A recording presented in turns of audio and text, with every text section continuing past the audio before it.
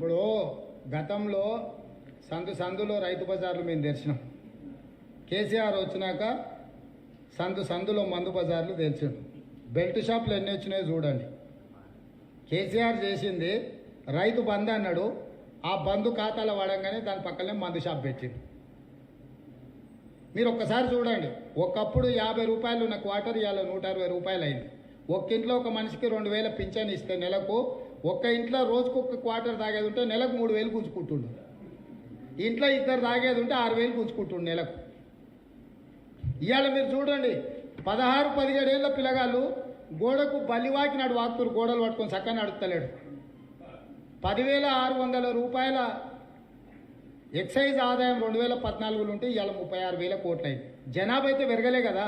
ఎంత పెరిగింది జనాభా? ఏమైనా పెరిగిందా?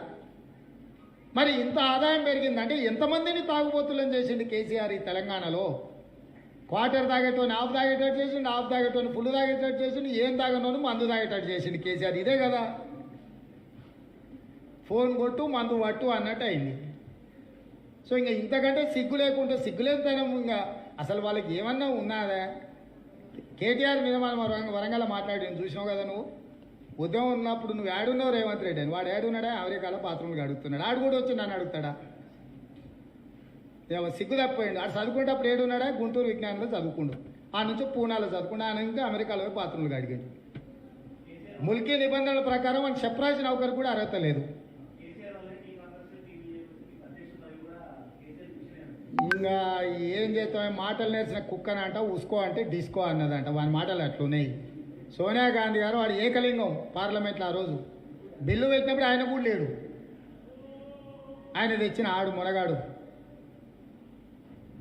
ఇవన్నీ ఇక చిల్లర మాటలు. ఓసారి మరి ఇంత గొప్పోడు కదా, అమరవీరుల స్తూపం కాడ చర్చ పెట్టుకుందాం రమ్మను, ఏందో చెప్దాం.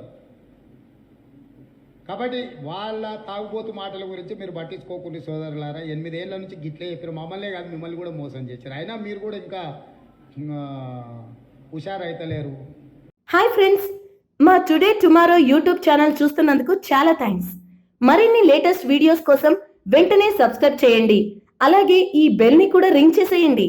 మా నోటిఫికేషన్స్ అన్ని మీ మొబైల్లో వస్తాయి. అలాగే మా వీడియోస్ మీకు నచ్చితే లైక్ చేయండి, షేర్ చేయండి, నచ్చకపోతే కామెంట్ చేయండి.